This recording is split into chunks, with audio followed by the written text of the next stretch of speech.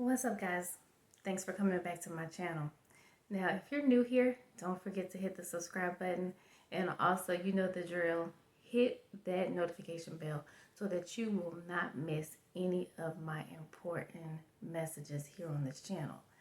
Now, today is one of the most important videos that I've ever made. It's about the top mistakes that you are making on your resume, and those mistakes are probably keeping you from landing your dream remote job. Okay, so let's get started. Mistake number one, not highlighting your remote work experience. Most recruiters want to know that you can handle the challenges of working remotely. So if you have remote work experience, do not be afraid to list them on your resume. Any special projects, anything that you can think of that you've done remotely, you want to integrate that into your resume.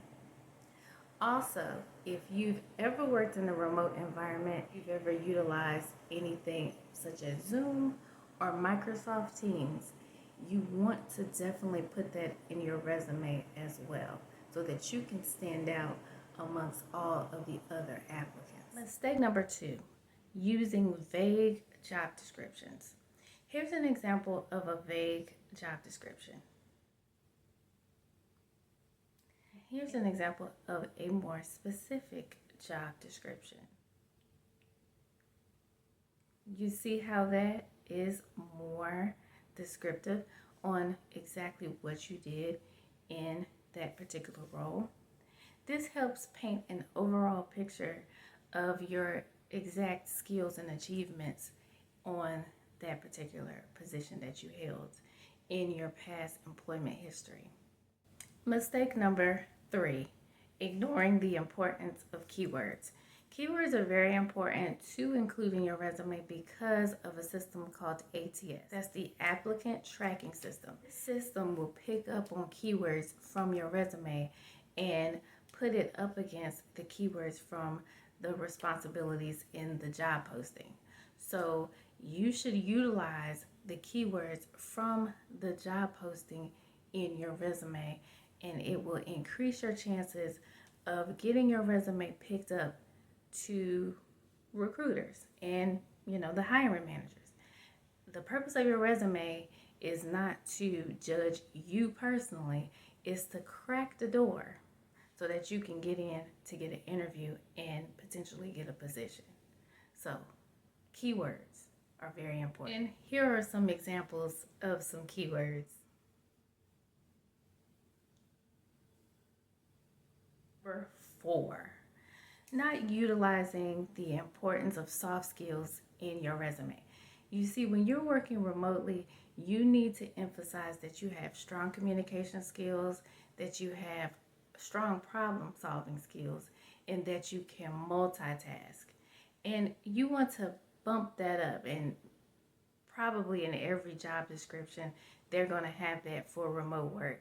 So you definitely want to emphasize that you are the type of person that can really work on their own and also in a team. So you want to use that jargon to emphasize the soft skills in your resume. And so these are some soft skill jargon that you can include in your 5. I see this mistake a lot on resumes, neglecting your contact information. I know that's very basic, but when you get so wrapped up in getting the perfect resume, a lot of people neglect to put their professional email. Do not put your fun email. You want to use a more professional email. Okay. So a more professional email will look like this. This is something like this. And you want to make sure that you include your LinkedIn profile. I know some people are getting away from using LinkedIn, but there are still a lot of companies that will look at your LinkedIn profile. So make sure your LinkedIn profile matches what you have on your resume. Everything should be streamlined. Your email address should be professional. Everything should be on point. So when a recruiter looks at your resume, They're going to look at your LinkedIn and they're going to get a better picture about what type of candidate you are. 6, forgetting to proofread your resume.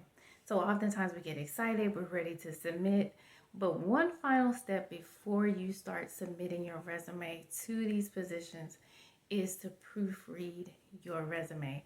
It kind of sends a bad impression to recruiters when you have a ton of typos and grammar issues on your resume.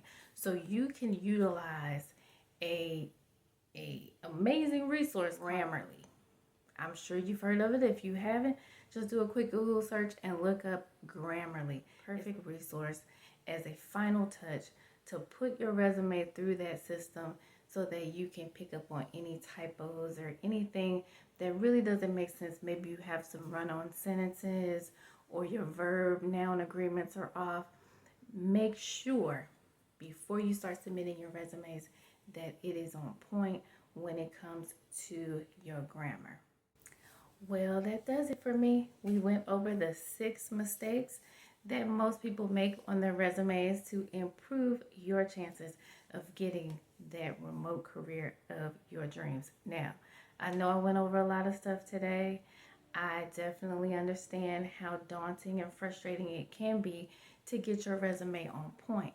Because of that, in the description, just hit that link and you can download my ebook. It'll just go straight to you. Just put your email address in. You don't have to do anything else. You don't have to pull out your wallet. It'll go straight to your email and you can go over and look at that so that your resume will be on point so we can get these remote careers. Also, if you like this content, give me a thumbs up. And if you have any questions or concerns, of course, hit me up in the comment section. I love feedback, okay? Again, this has been Ro for the Remote Career Catalyst.